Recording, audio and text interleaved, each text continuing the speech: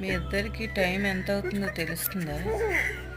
11 దగ్గర అవుతుంది. మీరు మంచం మీదకి వచ్చి 10 o'clock వచ్చారు.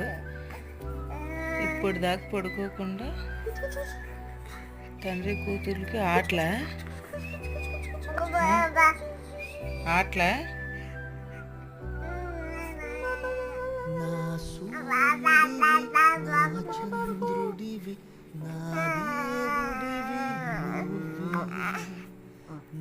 చాలు చాలు, నాన్నకి తెగ ముద్దెట్టేస్తాను.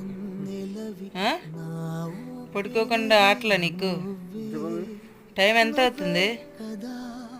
అలా వదలట్లేదు నాన్ని.